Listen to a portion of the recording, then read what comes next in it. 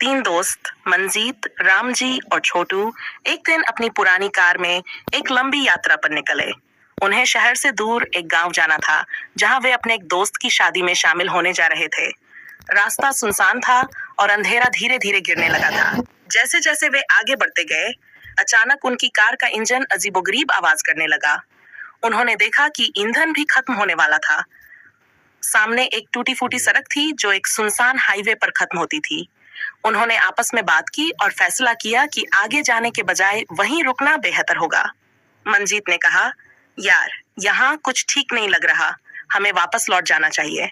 रामजी ने जवाब दिया, इतनी दूर आ गए हैं, अब वापस जाने से क्या फायदा? सामने एक पुराना ढाबा दिख रहा है, चलो वहां रुकते हैं। छोटू ने भी हामी भर दी और तीनों ढाबे की ओर बढ़ गए। जब वे ढाबे के पास पहुंचे तो उन्होंने देखा कि ढाबा बहुत पुराना और टूटा फूटा था। आसपास सन्नाटा पसरा हुआ था और हवा में अजीब सी ठंडक थी। ढाबे के अंदर एक बूढ़ा आदमी बैठा था, जिसने उन्हें अंदर आने का इशारा किया। मंजीत ने धीरे से पूछा, बाबा, यहाँ आसपास कोई पेट्रोल पंप है क्या? बूढ़े आदमी ने उनकी ओर देखा और धीमी आवाज में बोला, आगे जाना ठीक नहीं, यह हाईवे एक भूतिया जगह है, यहाँ कई लोग लापता हो चुके हैं। रामजी ने हंसते हुए कहा, अरे बाबा, ये सब पुरानी कहानियां हैं, हम सिर्फ पेट्रोल लेना चाहते हैं। बूढ़ा आदमी चुप हो गया, लेकिन उसकी आंखों में एक अजीब सी चमक थी। उसने कहा, अगर आगे जाओगे तो वापस लौटने का रास्ता नहीं मिलेगा। तीनों दोस्तों ने उसकी बात को मजाक समझा और आगे बढ़ गए। जैसे ही वे आगे बढ़े, अचानक उनकी कार का इंजन बंद हो गया। अब चारों ओर घना अंधेरा था और उन्हें लगा कि वे भटक गए हैं। चारों तरफ अजीबोगरीब आवाजें आने लगीं। तभी उन्होंने देखा कि ढाबे के पास वही बूढ़ा आदमी खड़ा है जो पहले ढाबे के अंदर था। अब उन्हें समझ में आ गया कि वे एक भूतिया जगह पर फंस गए हैं। उनकी सांसें तेज हो गईं और वे जितनी तेजी से हो सके वहां से भागने लगे, लेकिन उन्हें समझ में नहीं आ रहा था कि किस दिशा में जाएं। तभी अचानक एक चीख सुनाई दी और अंधेरे में कुछ सफेद साया उनकी ओर बढ़ने लगा। उन्हें लगा कि अब वे बच नहीं सकते। तीनों ने एक दूसरे का हाथ थामा और जोर जोर से भगवान का नाम लेने लगे। और अचानक, जैसे ही वे पूरी ताकत से चीखे, सब कुछ शांत हो गया। उनकी कार अचानक से स्टार्ट हो गई। उन्होंने बिना कुछ सोचे समझे गाड़ी चालू की और जितनी तेजी से हो सके उस भूतिया हाईवे से निकल गए। वे फिर कभी उस रास्ते पर नहीं गए। लेकिन उस दिन के बाद उन्होंने एक सबक सीखा, कभी भी किसी अजनबी की बात को हल्के में नहीं लेना चाहिए, खासकर जब वह किसी सुनसान जगह के बारे में हो। उस भूतिया हाईवे से बचकर निकलने के बाद मंजीत, रामजी और छोटू तीनों दोस्त एक दूसरे को देखकर मुस्कुराए, लेकिन उनकी आंखों में अभी भी डर साफ झलक रहा था। उन्हें विश्वास नहीं हो रहा था कि वे वास्तव में उस भयानक रात से बचकर निकल आए हैं। तीनों ने एक दूसरे से वादा किया कि वे फिर कभी उस रास्ते पर नहीं जाएंगे। अगले दिन वे शादी के समारोह में शामिल हुए, लेकिन वे रात की घटना को लेकर परेशान थे। शादी में मौजूद लोग भी उनकी कहानी सुनने के लिए उत्सुक थे। जब उन्होंने अपनी भूतिया घटना के बारे में सबको बताया, तो कुछ लोगों ने इसे मजाक समझा, तो कुछ ने इसे गंभीरता से लिया। लेकिन एक बूढ़ा व्यक्ति जो गांव का पुराना निवासी था, बहुत ध्यान से उनकी बात सुन रहा था। जब सब लोग अपने अपने कामों में व्यस्त हो गए, तो वह बूढ़ा आदमी मंजीत, रामजी और छोटू के पास आया। उसने गहरी आवाज में कहा, तुम्हें पता है, तुम सिर्फ भाग्यशाली थे जो उस रात वहां से बच निकले। रामजी ने चौंक कर पूछा, आप ये कैसे कह सकते हैं? क्या आप उस जगह के बारे में कुछ जानते हैं? बूढ़े व्यक्ति ने सिर हिलाया और बोला, हाँ, उस सुनसान हाईवे के बारे में एक पुरानी कहानी है। बहुत साल पहले उस जगह पर एक गांव था जो अचानक एक दिन गायब हो गया। कहते हैं कि गांव के सभी लोग एक ही रात में बिना कोई निशान छोड़े गायब हो गए। तभी से उस इलाके को भूतिया माना जाता है। छोटू ने उत्सुकता से पूछा, लेकिन ये सब क्यों हुआ? आखिर उस गांव के लोगों के साथ क्या हुआ? बूढ़े व्यक्ति ने गहरी सांस ली और कहा, कहानी बताती है कि उस गांव के लोगों ने एक बड़ी गलती की थी। उन्होंने उस जमीन को खरीदने के लिए अपने पूर्वजों के बनाए मंदिर को तोड़ दिया था। तब से वह जगह श्रापित मानी जाती है।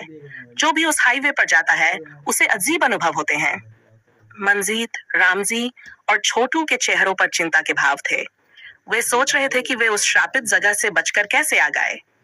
तभी बूढ़े आदमी ने कहा, तुम्हें बचने का एक ही कारण था, तुमने डरते हुए भी भगवान का नाम लिया। भगवान ने तुम्हें बचा लिया।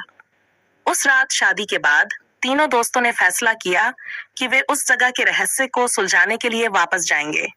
उन्होंने तय किया कि वे इस बार बेहतर तैयारी के साथ जाएंगे, कैमरे, टॉर्च और कुछ धार्मिक वस्त्रों के साथ।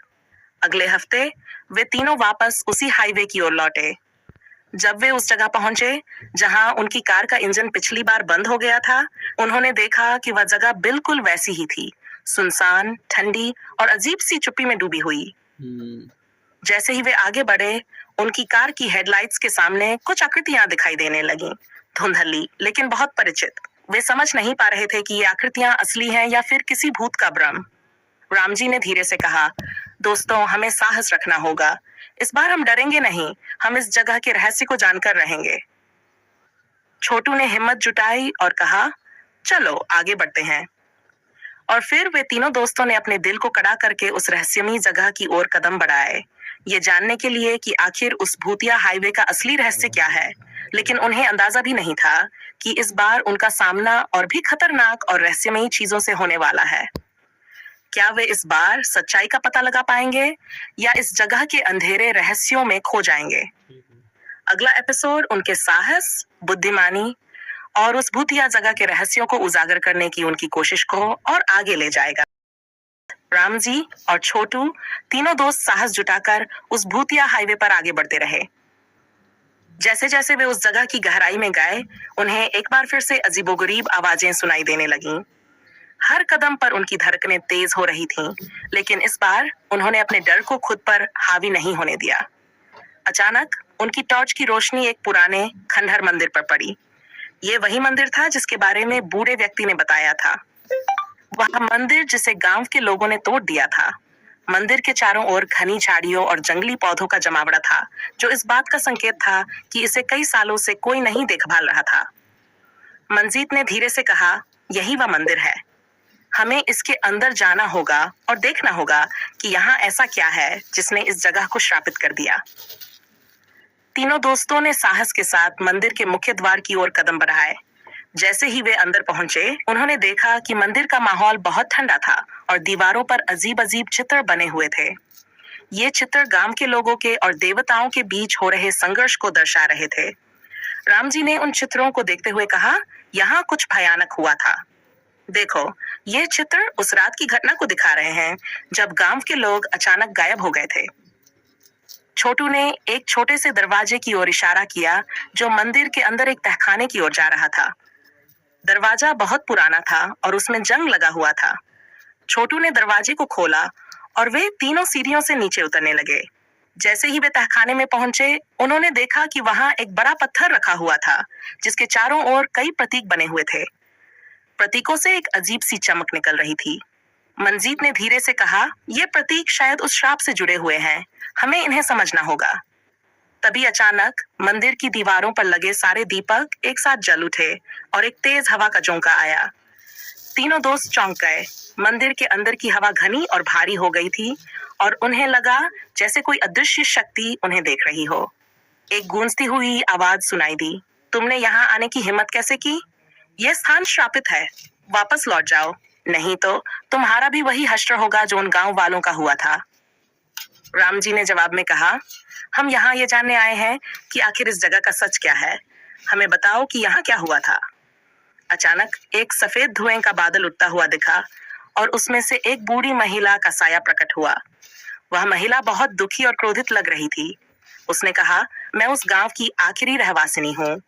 मेरे गांव के लोगों ने हमारे पूर्वजों के मंदिर को तोड़कर एक बड़ी गलती की थी। उस दिन देवता नाराज हो गए और गांव पर श्राप लग गया। जो भी इस जगह पर आता है उसे श्राप का सामना करना पड़ता है। मंजीत ने विनम्रता से कहा, हमारे लिए कोई तरीका है कि हम इस श्राप को खत्म कर सकें? बूढ़ी महिला ने कहा, हाँ, एक तरीका है। तुम्हें उस पत्थर को उसके सही स्थान पर रखना होगा और देवता की प्रार्थना करनी होगी। लेकिन याद रहे, इस दौरान कोई भी विचलित नहीं होना चाहिए, वरना तुम सबके लिए खतरा बढ़ जाएगा।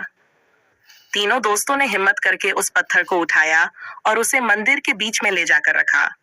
वे एक साथ मिलकर प्रार्थना करने लगे, लेकिन जैसे ही वे प्रार्थना कर रहे थे, मंदिर के चारों ओर जोर की आंधी चलने लगी। उनके चारों ओर अजीब आकृतियां घूमने लगी, जैसे कि वे उन्हें रोकने की कोशिश कर रही हों। छोटू ने घबराते हुए कहा, यहाँ से भागना चाहिए। लेकिन राम जी ने उसे रोका। नहीं, हमें अपनी प्रार्थना पूरी करनी होगी। उन्होंने अपनी आंखें बंद करके फिर से प्रार्थना शुरू की और अचानक आंधी थम गई, धुएं का बादल गायब हो गया और मंदिर के अंदर सब कुछ शांत हो गया। तभी बूढ़ी महिला की आवाज आई, तुमने साहस दिखाया है और अब यह श्राप खत्म हो गया है। अचानक मंदिर के दरवाजे खुले और एक तेज रोशनी ने पूरे वातावरण को उज्जवल कर दिया। तीनों दोस्तों ने देखा कि मंदिर के बाहर अब सब कुछ सामान्य था। कोई भूत या आभास नहीं, कोई अजीब आवाजें नहीं। वे धीरे धीरे मंदिर से बाहर निकले और उनकी कार एकदम ठीक हालत में खड़ी थी। उन्हें एहसास हुआ कि उन्होंने उस श्रापित जगह को मुक्त कर दिया था। वे समझ गए कि कभी कभी रहस्यों का सामना करने के लिए डर से लड़ना जरूरी होता है। तीनों ने एक दूसरे को देखकर मुस्कुराते हुए कार में बैठकर गांव की ओर वापस चल दिए, इस बार ये जानकर कि उन्होंने सच में एक बहुत बड़ा साहसिक कार्य कर दिखाया है। लेकिन क्या ये वास्तव में अंत था, या उस भूतिया जगह के रहस्य अभी भी बाकी थे? अगले एपिसोड में वे और भी गहरे रहस्यों को उजागर करने के लिए तैयार होंगे।